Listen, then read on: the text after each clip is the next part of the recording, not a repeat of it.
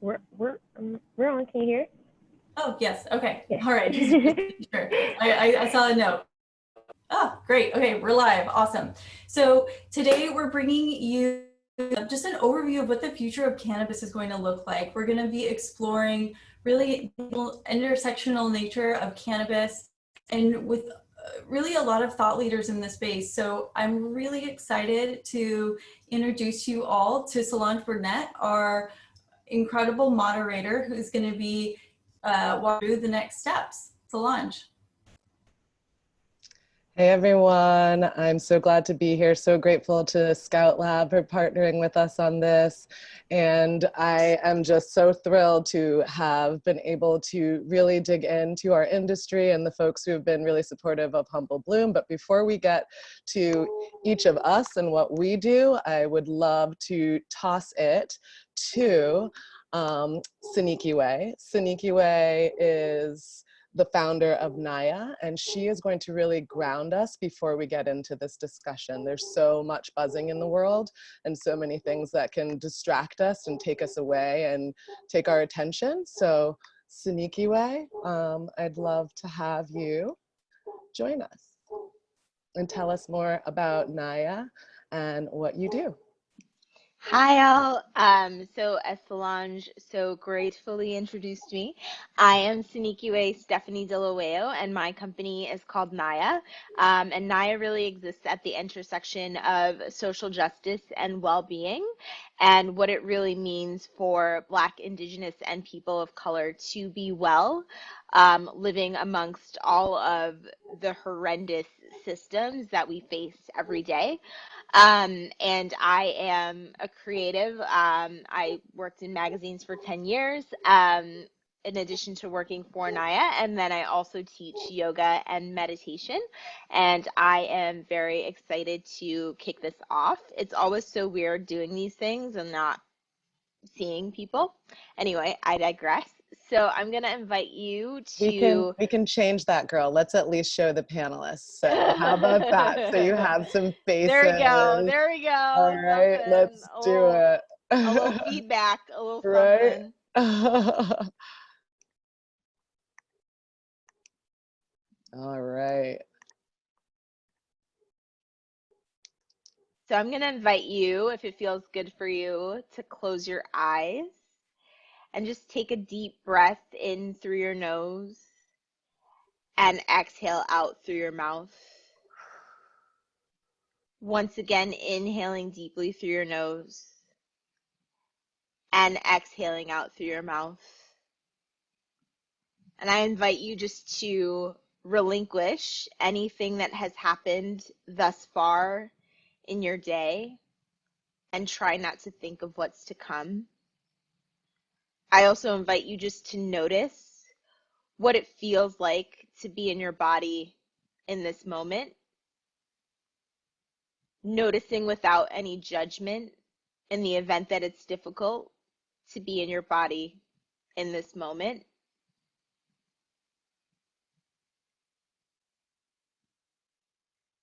Once again, I invite you to take another deep breath in through your nose and exhale out through your mouth. Inhaling again through your nose and exhaling out through your mouth. And I invite you to bring to your mind someone in your life that brings you joy. Maybe you picture their face, the texture of their hair, the color of their eyes. Maybe you think of the last time you were around this person and notice what it feels like. What about this particular person brings you so much joy?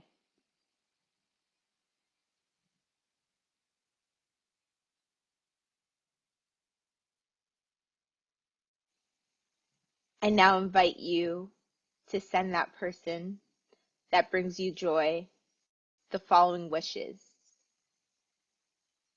May you be happy. May you be healthy. May you be safe and free from the threat of violence. May you be happy. May you be healthy. May you be safe and free from the threat of violence.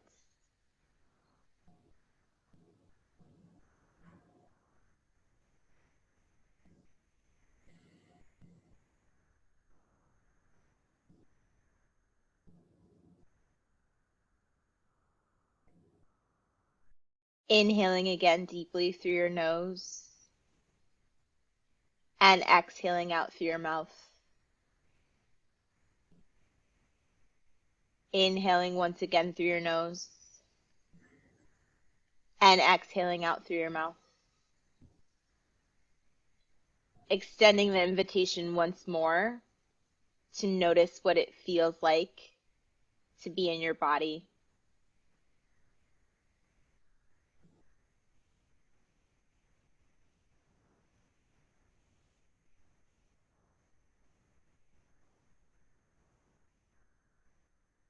I now invite you to bring yourself to your mind, yourself as you are in this moment. Releasing any judgment in the event that it's hard to bring yourself to your mind.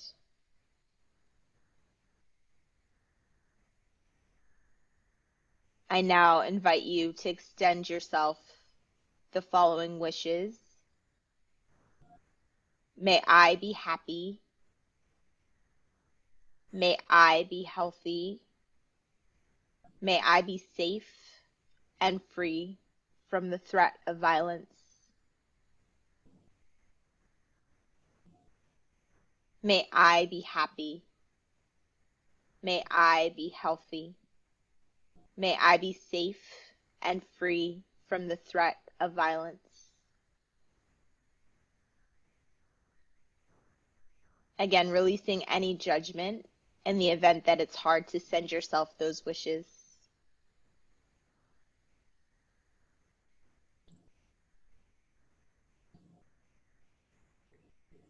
Taking again a deep inhale in through your nose and exhaling out through your mouth. Once again, inhaling in through your nose and exhaling out through your mouth. As you're ready, I invite you to float your eyes open and come back into the space around you. Thanks, y'all. Wow. Oh my goodness. Thank you so much, Sinikiwe. I needed that. I didn't realize how much I needed that. And I was just so appreciative of what you do, allowing us the time to drop into the now, and having all of us have survived this collective trauma and are going through a time of uncertainty and isolation. So, and some of us more specific fear and numbness around police brutality and the state of our country. So in this moment, I feel really grateful to share space with you, Sinikiwe. And I feel like everybody look up Naaya.wellness, Naaya.wellness, follow her company, support what she does. She is on a mission to bring well-being and healing to the BIPOC community. And we're just so grateful that you brought light to this space. So thank you, Sinikiwe. Thank you. All right, I'm going to unmute all of you babies. Thank you, Sinikiwe. All right, who am I missing? Tai. All right. So, my name is Solonje Burnett, and I'm co-founder of Humble Bloom. At Humble Bloom, we have, in the past couple of years, really been intentional about creating connective, purpose-driven experiences that are immersive and really lead into education and advocacy that both empower individuals as well as help brands to bloom consciously. So we are very excited to co-host on this the future of cannabis situation. And just to set the scene a little bit before I dive into the panelists, the beautiful talent and array, this rainbow tribe of folks that I feel so happy to be associated with. The cannabis industry is one that really touches on all things, and it's an opportunity to really make change and to set a standard for sustainability, healthcare, the medical side, technology, beauty, equity and social justice, activism. And we realize that as leaders in this space, we have a lot of work to do and a lot of accountability to make sure that this industry and other industries that are watching us as we bloom and grow do the right thing. And the cannabis plant is one that is supposed to be one of healing, and it's impacted our existence for so many years. So we're really here to dive into what is the future? How can this really help to shift and shape communities? And here, I am so grateful to have this rich cross-section of perspectives. And one thing I will say is that I had some comments from folks that are like, oh, well, where's a farmer and where's this? The cannabis industry has so many different opportunities. It's really hard to get everybody here on the stage to have a conversation. But I am really grateful that we have everything from ingestibles to investment, beauty to medicine, and just care of humans right here and collaborative energies. So with that, I'm gonna do a panelist roll call, just go down the list, and I'm gonna have two-part intro, 30 seconds, and I'm going to be very militant about time because we don't have a lot of time. So 30-second intro each part, and we will start with Miss Christine Yee of Potli. You are on the hot seat. First question for you.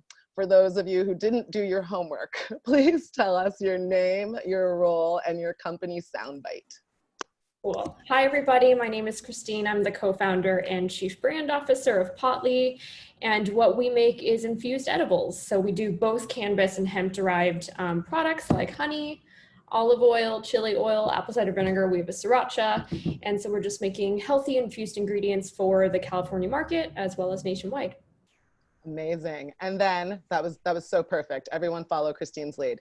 So, and the next half, your sign, your favorite emoji, and what you wanted to be when you grew up.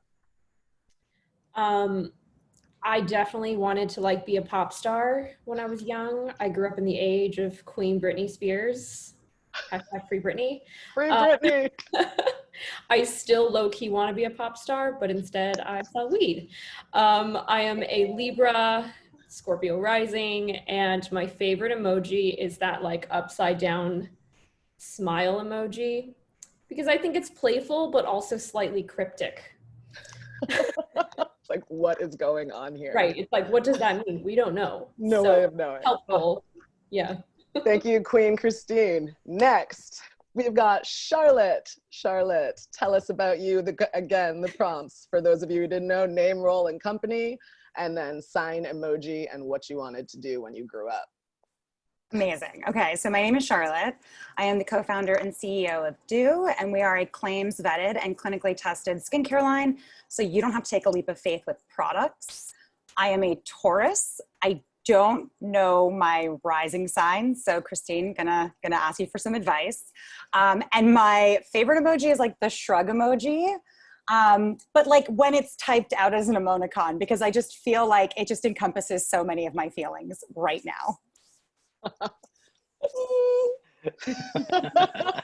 Thank you, Charlotte. Next up, we have Rob Tankson. Tell us, Rob, name, company, role, sign, emoji, and what you want to be when you grew up.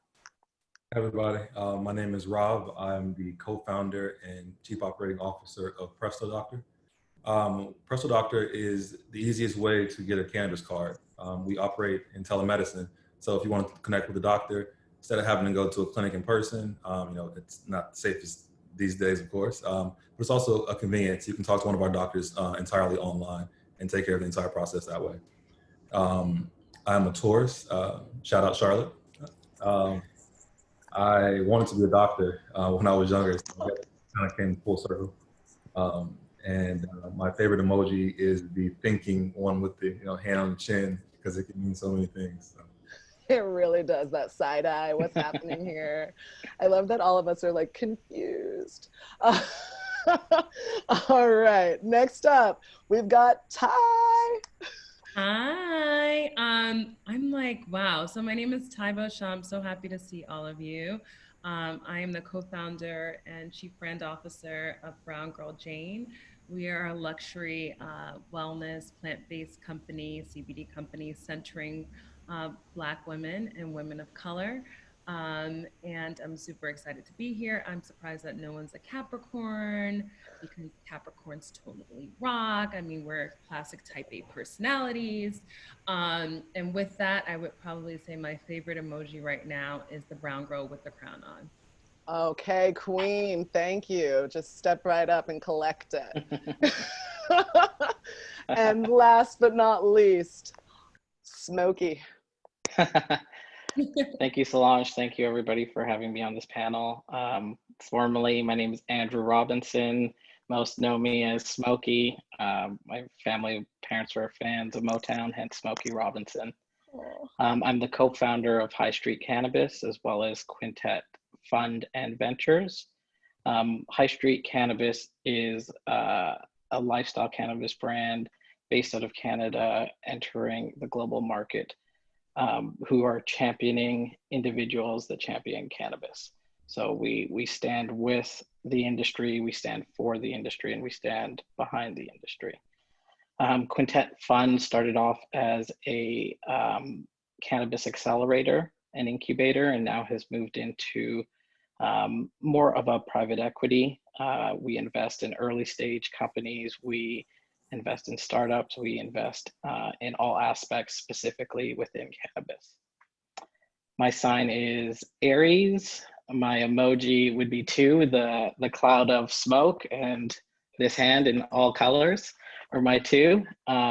What I wanted to be when I grew up, well, when I was younger, professional soccer player, and then later on, a lawyer, not to practice, but for the knowledge and the power that that brings.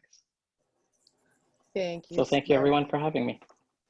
Thank you. I just learned something new. I always thought, even though it did make sense for it to be Smokey Robinson, that it was something cannabis related. Learning something new every day. All right, let's jump right in. So just to start on the general, I would love to kick off with Christine. What possessed you to get into the cannabis industry in the first place? First of all, I love that word possessed. Possessed, like you have to be slightly crazy. Yeah. We all kind of are a little bit. I think that ultimately for me, it was just looking inwards and realizing how much cannabis has benefited my life. Like just mentally, right? And let alone physically. I feel like the physical benefits and learning about all of that came a little bit later as I was researching more into the product, but I just felt that it improved my mental health. And that was something that I didn't put 2 and 2 together until I was seriously considering entering the industry. And what about you, Charlotte? I'm just going to kind of bounce around and get everybody's quick thought on this, because, you know, everybody does it for different reasons. And, you know, thinking of current reasons with this whole green rush, even during a pandemic, people are like, how can I start a CBD brand? Right. It's like really interesting. Which is so different from like 3 years ago when this all started. Right. But yeah, I come from the platform world. I was working at Snapchat. I was in California all the time. I went to university in Canada. Hi, Smokey. So basically I had access to cannabis, but it was like not the best kind. So I never had great experiences with cannabis until I was spending a lot of time in California. And so it really just kind of showed me that there is a science behind it. And the second that I start to see that there's like something behind this where I can start, okay, researching this, understanding how I can actually make an experience better for me, very similar to Christine, I was able to sleep better. I was able to manage work better. I was able to leave a role that I wasn't super happy in and have kind of that courage. And I was like, this is such an incredible plant. Like I want more people to understand this plant. Awesome. And Rob. Yeah, for me, it was actually working the other way. I actually, I come from the Midwest where cannabis, like everywhere else, is really demonized. So I personally didn't medicate at all, much, consistently at least, until after starting PrestoDoctor. Kind of the reason that, really got me interested in cannabis in general was like seeing studies and hearing that cannabis could potentially cure patients or help patients with symptoms of cancer. And having lost my grandmother, it really got me interested. And that's kind of when I started to, really dive in on my personal journey in addition to PrestoDoctor. Yeah, and I think that, like, as I said earlier, healing society's ills, even though this plant has been something that has been used as a device and weaponized against Black and brown people specifically. It's your journey. I would love to dive in a little bit deeper into that, because when I spoke to you, you shared a little bit more personally about how the plant has affected your family. And I'm just wondering, like, how are you in your business, and this is for everyone too, like, how are you in your business showing up for those communities? Yeah, so business-wise, showing up in those communities, personally by volunteering, that's something that's really important to me. I know, and just from my experience and also talking to people, they appreciate when someone looks like them that's helping them. I know when I was living in inner city Chicago, I would see people that were successful, that were doing things that weren't really above board. But once I moved to a certain place, I was able to see doctors, lawyers, like businessmen. And so I think having that in front of you is really important. So I try to get back in that way. That is critical. Representation totally matters, and I definitely want to dive into that a little bit later. But Smokey, what about you? How you jumped in, and how are you right now really helping to push the needle forward so that the collective us are a part of this conversation and in this industry? I got involved in university. Product of my environment, went to university in the Okanagan, so British Columbia, BC Bud. You could not get involved, to be honest. It was, most of the jobs were surrounded in that industry. And I knew from that stage, there's always the wrong and right side of history for many of the things in the past. And although legislation hadn't come forward, we're talking early 2000s, this medical plant saved people's lives. So I got involved from a perspective of community and compassion through the early medical industry in Canada, and have never looked back. Yeah, and what about you, Tai? Specifically around the idea of showing up for community, and I think that is very relatable with Brown Girl Jane. Absolutely. Well, I do. It's interesting, and I'm so happy to be on the panel with everyone. But Charlotte and I are personal friends, and actually, I would be remiss if I didn't say that Charlotte was really one of the earlier ways that I was even interested in the CBD and cannabis industry from when she was working on Nice Paper. I remember when it was an idea. And even my experience, right? Even my experience, I think, with cannabis, I think Charlotte was at the event when I started to even explore. So I did want to acknowledge that, but then also just from my personal experience and how I became a team member and co-founder at Brown Girl Jane, I, like many women, especially like many women of color, am all things to all people. I was producing and traveling and had a travel show. I was on a plane every week, managing a business, and exhausted and fatigued, and moved out here to California and was exposed to CBD, but specifically to early formulations of Brown Girl Jane through my co-founders, and wasn't sleeping, felt anxious because I was doing everything. And so it became a part of my self-care. And I thought to myself, recognizing that I wasn't even introduced to CBD and cannabis until I was well into my 30s, thought to myself, like, this is something that our community needs desperately and sooner to understand the benefits, the health benefits of it.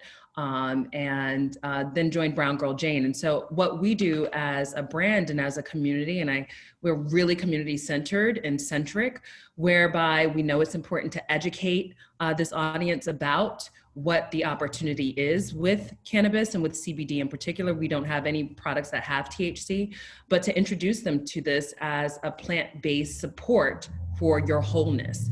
And so as a community, we do that. We talk about our wellness, our health, our mental states, and how we're feeling, and really provide a space for us to be introduced in that way. And I think in terms of the question around how we support from a social impact and activism standpoint, 5% of every single purchase that is made goes to support Black women health and wellness, as well as to support the communities that have been affected disproportionately around the criminalization of marijuana. Thank you, Tai. And that really helps me transition into this whole idea of the future of cannabis and community building and how important that is, and understanding community in general. And going back to Charlotte, because just like she introduced you, I mean, Charlotte is one of those, I hate saying ally because what is that word anymore? But like as a person who just completely leans into supporting other people, educating other people with your platform, Nice Paper, when we had our Humble Bloom field trip, our first one, we were introduced to your friend Kiki, and Kiki literally is like— And now Kiki's a TikTok star. Is she? Girl, oh my God, I she didn't is so even good on know. TikTok. Anyways, Oh, that's another that's conversation. a whole other thing, yeah. But thank you for that. Like, Kiki introduced us, and it was email introduced, and from that moment on, like months and months, even though we weren't able to connect, you promoted everything we were doing on Nice Paper. You amplified, you shared, you connected us to people, and it's like, I still haven't even met this woman. So I think like what you do, you really lean into cultivating community within the cannabis industry and beyond, and lean into this whole ideology of like collaboration over competition. So how important is community to growing your brand, like before, now, and going It's into everything. the future? Yeah. It's everything. It's one of those things where I realized pretty early on in my career that when you take a scarcity mindset, particularly as a woman, first off, it's a very toxic environment, but if you don't try to be the tide that does raise all ships, then what ends up happening is that you end up tearing each other down.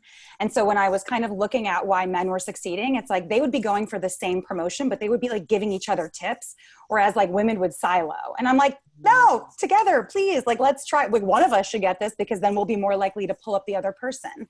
So for me, it's really important, even when we're talking about skincare or anything, where it's not about tearing anyone down. It's always about compassion, education, empathy, but really lifting each other up, because when you lift other people up, then like your friends are in high places. And that's what I want. That's what everybody should want, is kind of that collective growth.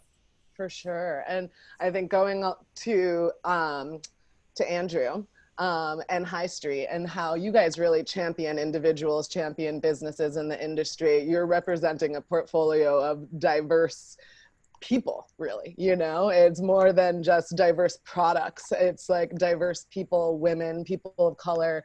And I know when I met Seema, immediately, same kind of vibe. It's like, oh, we got to connect. And before I even saw you, it was like, yes, we are supporting your event. We love what you're doing. This is a great.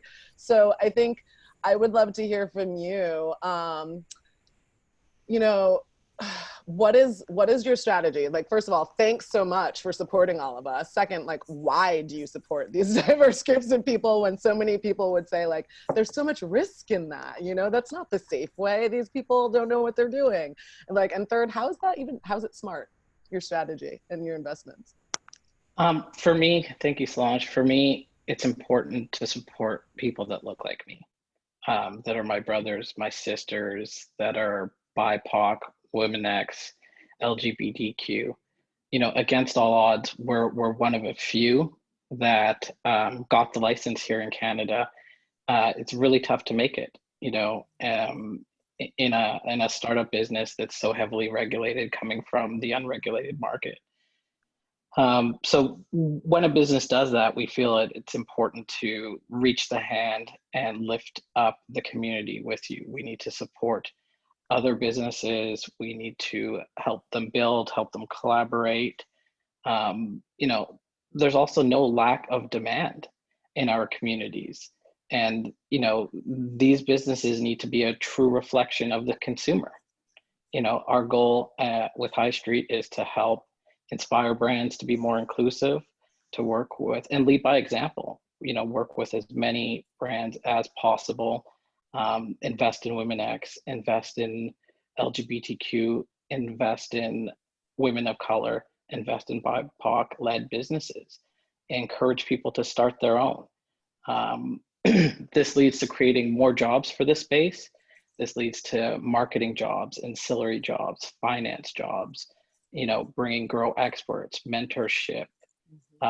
These are opportunities in this business. It's just smart business, you know, and that's why. Yeah, I love it. And thinking of leading with representation, Christine, you and Felly over there. You're both daughters of Asian immigrants, like first gen, doing this cannabis thing. How did your culture, your upbringing in Cali help to guide your vision and your infused pantry line? Yeah, I mean, I think having the upbringing that we did, having really conservative Asian immigrant parents made us think about creating products that even the most conservative people who really stand by the strongest negative stigmas of cannabis would even be willing to try. And so we create a very, very strong filter through which we look at all of our products and be like, is this healthy enough? Is this tasty enough? Does this have enough use cases to really appeal to everybody? And so when we make our products, it's very much under that lens. And then I think within California, there are some key themes. Yes, we have a super, super rich cannabis culture, of course, but a lot of agriculture, fresh produce, health trends come out of California, and also just diversity. Like I was growing up, yes, we went to a normal grocery store, but we also went to the Korean one and the Chinese one and the Indian one and the Hispanic one. And we went to all of these markets and tasted so many flavors. There's so much diversity here. And so for us, really thinking about making products like chili oil and sriracha and trying to bring different ethnic flavors to the market, as opposed to just the typical edible that's out there, that's very much something where, we want our products to reflect our upbringings.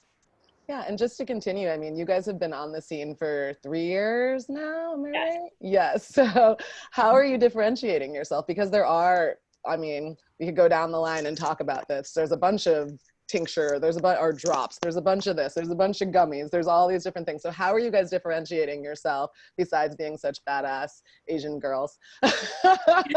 And with these beautiful, it's so delicious. I'm like, I want all of it. I want all the THC ones here. God, hate being in New York for that reason specifically, one day. But yeah, how are you able to differentiate yourself from other edible and ingredients-based products? And how do you see like a path for growth? Because I know in our pre-conversation, we were talking about, big box versus, some of these boutiques and, just the challenges that edibles / ingestibles face, whether it's CBD or THC. Mm-hmm, mm-hmm. What's interesting is 3 years ago, if you asked me that question, I would have been like, well, everything is like a gummy or a chocolate, and I want to make other products than that, things that are non-confection based. But to be honest, like there are a lot of other healthy alternative ways to consume cannabis these days. The industry has grown. You can find crackers now and granolas, and there are a lot of edibles options. I think what really differentiates us now in a more mature market is that we manufacture everything ourselves. We don't use co-packers. We do all the sourcing ourselves. We source from family-owned farms within California, so everything is super, super local. The honey we still harvest ourselves in our own hives, and we manufacture and distribute ourselves. And so we're one of the most vertically integrated, and definitely for a brand our size, the most vertically integrated company within our market. It's very hard. We by some miracle got our licenses and have our own manufacturing facilities. And so it's been tough to grow this way. It's been slower, but we wouldn't have been able to do it any other way. Like fundraising would have been very challenging. Meeting the minimum order quantities to get with co-packers would have been very challenging. We would have had to compromise on quality and not been able to source the very, very best in terms of the raw ingredients. And so I think the way that we produce the product and everything, all the inputs that go in it is what differentiates us now, more so than being healthy versus non-healthy. So there's that. I definitely think that from a regulatory perspective, things that edible companies deal with is there are a lot of restrictions around packaging. Everything has to be opaque. You can't put more than certain dosage within a serving or container. I think within edibles, the one big restriction is because of the way that distribution works and manufacturing and testing works, you can't really have fresh goods. Like everything has to be shelf stable and able to live for a long time. And dispensaries can't take the gamble where they take your product and 6 months later it goes bad. You know what I mean? And so we're still limited right now just because of the way the industry is set up to be really, really creative in coming out with like fresh confections and things like that. But I mean, for us, the ingredients is a way where you can create all of that yourselves. Awesome. Thank you. And I want to just go over to Charlotte for a quick second because, I'm just thinking of Dieux. What is Yes. Dieux doing? For most of us. I just want to say really quickly with Christine, when Yeah, I go was for it. writing my first article for Cosmo about cannabis, it's actually how we got introduced, and that's how I knew it was like 3 years ago. And I basically microdosed for a week. All that fun stuff was basically highlighting different brands, and your brand was the one that stood out, and also like I ate the whole thing, and your And that dosing was was higher back then. That was like our Delightful. first big media coverage too. Oh, really? It was really the first like mainstream that we got. That's what I'm talking about. That's what Charlotte does. Thank you, Mary Claire. I mean, she's like, I don't know you, but I'll put you in this because yeah, I want. And I bought and ate all that honey, and it was great. So to do, should I give a little overview of what we're doing? Yeah, I feel like for me, it's like we've been following Nice Paper. We've been obsessed with it, and then all of a sudden, kind of in June, it's just like I haven't seen anything happening. So let us know what's going on with Dieux, and you know how your influence, your experience in cannabis has affected what you're doing now. Absolutely. So Nice Paper is really rooted in education, and the more we learned about the cannabis industry, the more we realized how faulty and flawed it is. You were talking about that green rush earlier, and I'm like, green rush for whom? I'm no way knowing. Because that's a large part of it, because as everyone's explained, there are so many barriers to entry into the marketplace, and most of them are based around capital, right? Because there's no shortage of ideas and innovation and things like that. So really what we did when we were starting to learn about cannabis and kind of what was like different brands that we liked, et cetera, we saw some transparency that was starting to happen within the industry, particularly with CBD, with COAs. And I was just thinking, where is that transparency in the beauty industry? I'm not really seeing that, right? Like when you buy your product, it's not telling, it just gives you an ingredient list. It's not telling you where the ingredients are sourced from. People talk about sustainability, but a lot of plants are quite damaging to the environment. I would say cannabis is the exception because it has it puts a lot more carbon back into the earth, right? So, my family, they're farmers in France. They use hemp to rotate crops, right? So we were learning about all of this, and I was like, I want a QR code on the back of my beauty products where I can actually see the sourcing. I want things that are clinically tested. So really what we say is that we're clinically and claims tested skincare. We were going to be putting cannabinoids in everything, but as you learn, like cannabinoids are wonderful for certain things, but they're not for everything, right? And particularly for what we're targeting. So when we're talking about topical skincare, all the cannabinoids, we actually just finished a clinical study that actually tells us the exact dose to reduce inflammation, right? Because we really wanted to understand, because, right? I'm like, we're all inflamed right now. Yes, help my inflamed. Yeah, right? And so really what we found was that, it's excellent for things like inflammation. It's an excellent antioxidant. Is it going to be anti-aging? Well, insofar as it reduces inflammation and things like that. So, we're trying to be really honest and claims tested. So that's really where we're going for in the beauty industry, because I just feel like everyone's promising a miracle, but Tai was mentioning this earlier, Christine, everyone, like you need to make good practices a ritual. And so you need to be practicing them daily, and you can't look for a silver bullet. And I think this is just so applicable to so many parts of our life. So what started as like a CBD beauty brand has now turned into really what we're trying to do is change the cosmetic industry as a whole. And we're not just doing, beauty products, like we're going to be doing an ingestible, but it doesn't have CBD, because I would prefer for beauty products to be beauty products. And then if we're talking about anxiety and things like that, like I would prefer a Brown Girl Jane or a Potli or another, or like a medical brand to really tackle those issues versus us, which is actually more focused on how do we have really transparent claims in beauty and make sure that we don't perpetuate any harms from the beauty industry, right? So that's a very large topic, but that includes harms from, okay, we all need to be poreless dolphins running around this planet. Like, no, when did that become beautiful? No. And then also on the other side of how do we minimize environmental harm? Oh, you love, okay, dolphins. I'm sorry, girl, you kill me. Love it. I'm totally trying to be that poreless dolphin. So I'm not saying that everyone needs to work at that, but that is definitely Taivo Shaw. Right, but that's definitely and it's like I've written whole articles about like saran wrap skin and et cetera, but it's like, how do we have this conversation in a more healthy way? And also, right, and it's like also you're winning that battle. You are a poreless. I know, right? I'm like, you've done it. You've won. So yeah, that's basically what we've been working on Dieux. So we're actually, our first product actually isn't even going to be, you know, like a topical skincare product. It's actually going to be an accessory, and you guys are going to see it's really cool. And it basically like traps your existing skincare, and we're very excited to launch it. We've already got purchase orders from some retailers, and I'm like, all right, great. And then after that, we're going to be slowly launching things, some unexpected things. And then our clinically tested serum, our first one, which will be price transparent. We're also doing price transparency. That's going to be launching hopefully early new year. And it's really focused. I mean, I say I don't want to be a poreless dolphin, but that's gonna not going to hurt you to become a poreless. You're like, let me not lie, I kind of do. But love it. But I want to go from this transparency idea and, you know, being scientific to Rob and talking specifically about telemedicine. And, you know, it feels like you could see into the future, brother. Did you know COVID was coming? Because like having a business that is specifically rooted in helping people get access to cannabis, especially during this time, is I think legendary and visionary. And more than anything, people need to be able to access the plant. So I know, how did you get to the position you are? You're currently, I think, in 7 states. Is that what's going on? And how are you growing during COVID? Hold on, I'm gonna unmute you, or you need to, yeah, there you go. Sorry about that. So PrestoDoctor is currently operate in 7 states. We launched in California in 2015. Spent that first year just really learning everything, honestly. You know, building the platform, working with doctors, meeting so many great patients, hearing their stories, and just really making sure the platform was built to scale. So we took all the feedback from both patients and doctors, and, you know, from there we're able to expand and launch 7 other states, or 6 other states. And, you know, I guess the way the pandemic has affected us, you know, it has negative effects on everyone.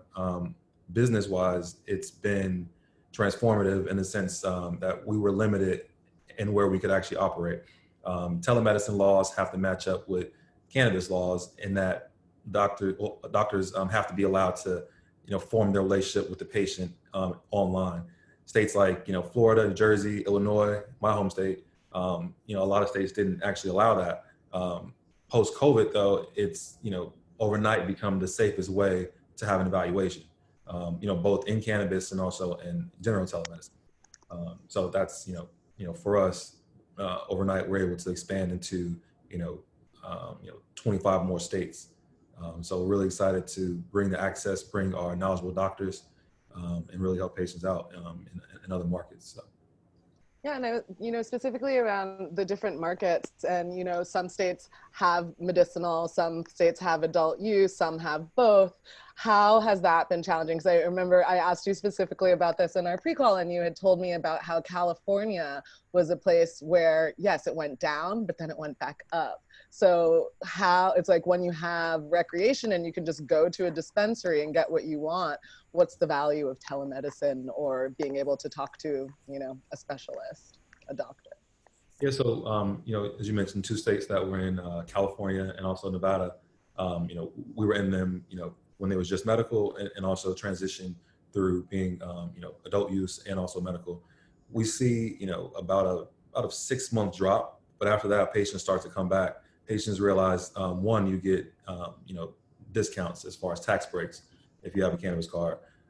Additionally, patients want someone that they trust to tell them about their medicine, to tell them about their condition. And so, you know, we see people that aren't like that weren't usually comfortable with it.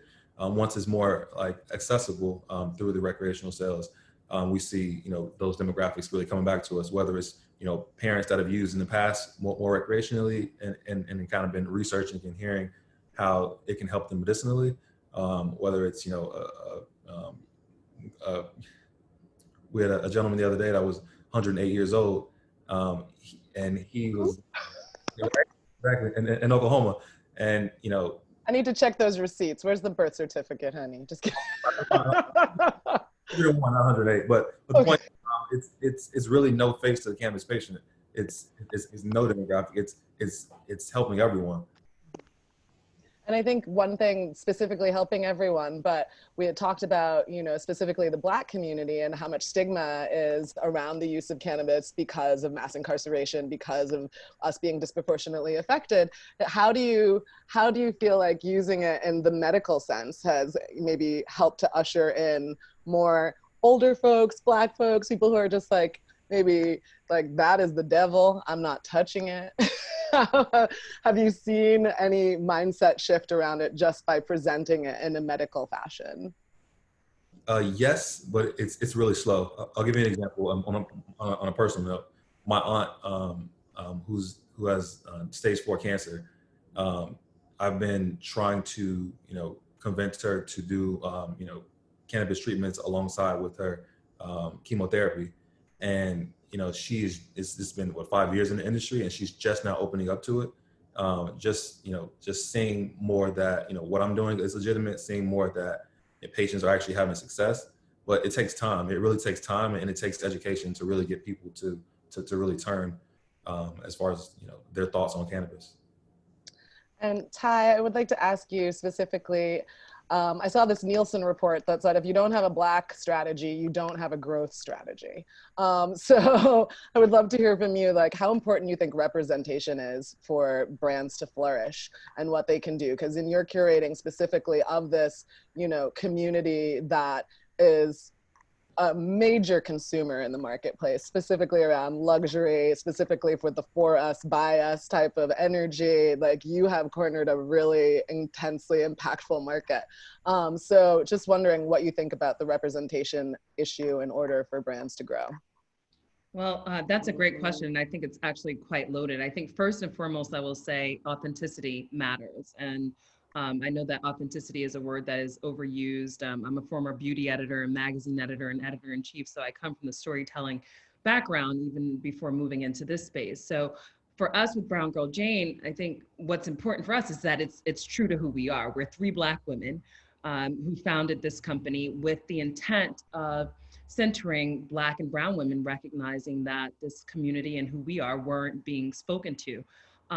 In terms of the idea of representation, as an editor, a journalist, and even a marketer, I literally shiver when I hear that term, because I don't think it's about representation as much as it is about reflectivity. And so for brands and organizations that want to connect with any consumer, I just ask you, like, how is your brand internally reflective of the audience that you're looking to connect with? I think that it's not about D&I. I think that the idea of diversity and inclusion is actually a very dated approach to marketing and strategy. It really is about how to be reflective. And so when it comes to Brown Girl Jane, and not to dismiss any other organization that does this, but on the heels of where we are socially and civically, you go to a lot of these larger companies and, as of last week, 2 weeks ago, 3 months ago, you start to see Black and brown bodies in these ads. But if you go back previously, there were none. So again, you ask yourself the question about authenticity and how that matters. And so you can't do that just by creating an image. You can't do that just by taking an ad. It has to be really a part of the brand ethos and the identity and what your purpose is. And so I challenge consumers and anyone who is engaged to really ask yourself those questions and what matters to you, and then align accordingly with brands. Right. It's like, we're not here for that performative marketing. It's like, actually maybe bring somebody on your team in the leadership position who can advise you on how to do this, right? Absolutely. Absolutely. So Smokey, thinking towards the future, you are a guru in Canada, just a couple of years ahead of this whole process, giving us an idea and a lens into the future. I would love to hear from you, going from being an unregulated person and to an investor in Canada, and medical happening in 2001, adult use happening 2018. What do you see as like a timetable for legalization here in the United States? Yeah, great question. Thanks, Solonje. I think, while it's difficult to predict the future, if Biden wins the nomination and the House and both the Senate are democratically controlled, we think that an important step would be reaching the Cannabis Safe Banking Act, as well as the States Act. These are the fastest ways to expedite cannabis-friendly policies, and in turn help move forward federal legalization in the US. Setting up that regulatory framework, providing, safe banking. That's one of the biggest challenges for all companies, to get that federal banking done so you can do the interstate commerce, as opposed to being segregated state by state. It also provides access to capital. Small businesses need capital. Christine mentioned it earlier on, that they took the long road because they had to. They couldn't meet the minimums. So they built a fully integrated system. And, hopefully with the Safe Banking Act, this will help fund the cannabis companies. It will help fulfill their growth objectives, as well as the States Act. And I think also just getting an idea of thinking of safety around investment in the way of like what is the profile that you're looking for going forward? Like who and what are the companies that you feel like are forward thinking, future leading, and in this idea, in this space of evolution, that matches the needs of the consumer and possibly the climate, the political climate? Yeah, I think it's regardless of political climate, the fundamentals have to be there. They have to have a focused understanding on their target audience, both demographics and usage of patterns. They need to be able to communicate properly to their audience. They need to be, distinctive to their consumer. This will help increase their retention rates, their consumers understanding the product. Consistency. You need the consistent product in cannabis, your consumer packaged good. It turns and helps build this loyalty in this brand. And I would say, then distribution. You're wanting to reach your target audience in the best way possible. So whether it's, through social, whether it's through, experiential, but reaching your target audience. So, the fundamentals, making sure that these businesses are understand who they are and understand how they need to reach. And so for that, we look within our communities, within the BIPOC representation, women, X, LGBTQ, to find these companies. I've said it before, there's along our journey, we never needed a handout. We just needed a helping hand at times. And that's what we looked for. And that's what we look to do. My heart. Oh, Smokey. All right. I wish I had all the time in the world to continue this conversation, but we have about 7 minutes left. So I am going to go to the Q&A. There's some questions that have come in the box, and starting with Romina. Hey, Romina. She says, thank you. I love hearing from you. How do you see the industry extending a hand towards the disabled community from a healthcare perspective, as well as from a business opportunity perspective? Are there any businesses or advocates we should be keeping an eye on? Any scientific studies or results? Thank you. This is for myself? For anyone, honey. Yeah. I'll unmute you all. Put you on the hot seat. How are you? And this is not just for Smokey. So, I mean, this is real. I mean, we talk about diversity, and are we being inclusive of the differently abled, and it is something that I know personally in our consulting right now at Humble Bloom, we are working on strategies to get those people represented with a brand we're working with.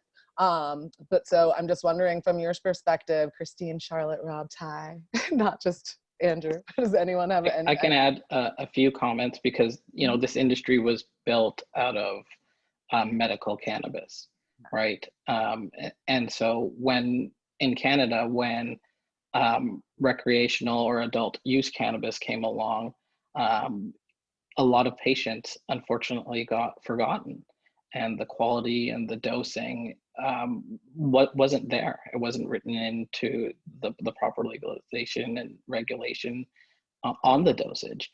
It didn't consider medical patients, differently abled. And so it's important to to lead with that activism, have the groups making sure that access is there, reasonable access. I mean, I know that with you guys, not just differently able, but elderly, things that you guys have done in community to support folks, whether it's containers that are easily turnable for older folks, you know, all of those things that we don't think of because, oh, not me, I can't open anything, but you know, it's important to think of all the different folks on the spectrum that need help through this plant. And Tai, go ahead. Yeah, I just want to chime in. I think that there's incredible work that needs to be done in this space. And I'll be the first to raise my hand in saying this in terms of, you know, I talked about the idea of reflectivity. There's a lot of work to be done. So Romina, I hear you, and I acknowledge your question being one of great importance. I do a considerable work with AdColor. I don't know if you all are familiar with the organization, which is a part of an advocacy organization that supports just difference in identity and representation and reflectivity in the ad community. And I think that they do an incredible job of creating advocacy across various industries to be sure that there is reflectivity, particularly in advertisement. So Romina, I'm hearing you and I see you, and I will be the first to say at Brown Girl Jane, we need to do a better job. I'm very intentional and thoughtful about that as a former editor where, you know, when I worked at 17 magazine, you know, I pitched putting real girls on the pages next to models and celebrities in order to create that reflectivity there. And so there's work to be done. So I appreciate your question, and I will raise my hand to start getting, being even more intentional with Brown Girl Jane to do that work. So thank you. Thank you, Tai. And yes, thank you, Romina. That was a bomb question. You had us sitting here like, what? So we appreciate you. And Romina does a lot of work with us at Humble Bloom. So I'm appreciating you, girl, or volunteering with us. We love you. Scott Dolan has two questions. The first one is, when you think of careers in cannabis, what are the specific skills and competencies most in demand? We'll start with that one. Does anyone have? I mean, I feel like, yeah, go ahead, Charlotte. Well, it's just that it's such like a large industry that encompasses consumer packaged goods. It can do construction when you're looking at how people are make like hemp concrete. It's just every industry that you could imagine. It's in food, it's literally everything fashion. So what I would say is that for me personally, what I have been looking for most right now is operations experts, but I don't think that that's like what the core thing is that you need to be looking for. Like some people are looking for storytellers, other people are looking for, you know, people who are scientists, right? Like there's a huge influx of science into the community, which I think is incredibly exciting because, you know, we're a very small company. There's only so much research that we can fund before I'm like, we're out of money. So I think that it's really exciting to see who's coming into the industry. But one thing that I think is key to any business is making sure that all the ships are running on time. So operations is something that I think that not every founder is. So for me personally, that's what I look for right now. I will second that, Charlotte. It's like, especially not to say that the women that I've worked with, but that is the big chasm for me and many of the folks I know is we do not have that numbers thing. And like supply chains and things like that, where it's like even the relationships, right? So like when you're looking at packaging, like COVID has made production a nightmare. We've had factories where people are ill, and I don't want people to die to make a skincare product. So I'm like, yes, please stop the line. But then there are delays. So it's like, how are you creative and think on your feet? And for me, it's like, I have like a project management background. I can obviously handle that. But even just kind of like that institutional knowledge about, okay, here's another manufacturer, here's another filler. You know, it's like, Christine, you have like the luxury of doing things internally, but it's like, you know, then you have to manage that. So I think that for me, that's a very selfish thing that I'm like, that's what I would be looking for. Yeah. I want to add just very quickly, I think one of the things, Scott, to do is just to think about, if you think about prohibition. So if you think about the beginning of what the wine and spirits and alcohol industry was in terms of how that grew and expanded, there are a lot of lessons that I think us in the cannabis industry are looking to and taking from, you know, that movement. And so if you think about all of the opportunity in that space, from sales and marketing to legal to legislation, you know, there, as Charlotte said, there are opportunities to be in any field and be a part of this community. Go ahead, Christine. I feel like you were about to say something too. Yeah. Yeah, speaking as somebody who runs a company within the California market, margins are tight, it's hard to do anything. Any way you can drive top line growth for me, as long as you can create the value, I'll take you. Like if you want to be a salesperson, an account manager, and be like, hey, I know a lot of dispensaries within the Coachella Valley. You don't seem to have a representation here. This is the list that I made. Can I go after them for you and then take a commission off of all your sales for the next 6 months? I'd be like, hell yeah, do it. You know what I mean? So it's like any way you can drive value, if you can create your own role that tailors to your skills and your past experiences and ways that you want to grow, and then make a plan for like, this is what I want to do now. This is how I'm going to enter the company or the industry. 6 months from now, I want to take on these types of roles as well, because that's how I want to grow as a professional. Just make that plan for yourself. And like, as long as you clearly communicate that, like go for it. I think that's the type of initiative that gets me to hire somebody. A lot of the times people are trying to cut into the margins of the revenue that you're already making. And it's like, no, I don't want that. I don't need that. You know what I mean? And this industry is all about being dynamic and being able to roll with the punches and change plans and, you know, get your hands dirty. And so just having that kind of attitude, I think, is the most important thing. You want somebody who's flexible and additive and not exhausting, just depleting and taking. Sounds like a boyfriend, right? Okay. I have one more question and we've gone over time, but I will get to Jairo's question.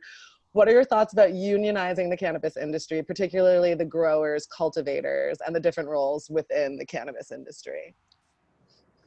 Anyone here for unions feel like that should be a thing in cannabis? I mean, having worked in unregulated markets, I don't think it's a bad thing to have some level of regulation. Speaking to kind of like just like ingredients and sourcing in general, sometimes you need to look at the labor that's actually making it. So to have some sort of regulation there, I think is really important, especially like when you're seeing what's happening in California with like wildfires and how a lot of our agricultural backbone is being treated. I think that I don't think it's a bad idea. I don't think so either. Go ahead, Christine. I don't know politically enough to speak on whether unions are a good thing or a bad thing, but I will say that I have been surprised by how this industry and the cities and the regulatory bodies that are setting up these programs have been receptive to your comments. Like, your comments matter. If you show up to a town hall meeting and say, these 3 things don't make sense for XYZ reasons, and get some people to back you up, like, people will listen, because everybody is trying to make a realistic industry here, right? Like, this is still a very, very early industry, and your input truly, truly matters. So in the same vein that a union is supposed to represent the people that are, you know, doing the labor and are part of the industry, I'd say that that opportunity is already very much more open than you might expect. For sure. I think getting locally activated, understanding what's happening in your state, and actually from region to region, because thinking of California and learning going up to Astor Farms, it's like farms from area to area have different rules about like security, about this. I was just like, wow, it's not even statewide. It is literally like almost block by block, it feels like. Yeah.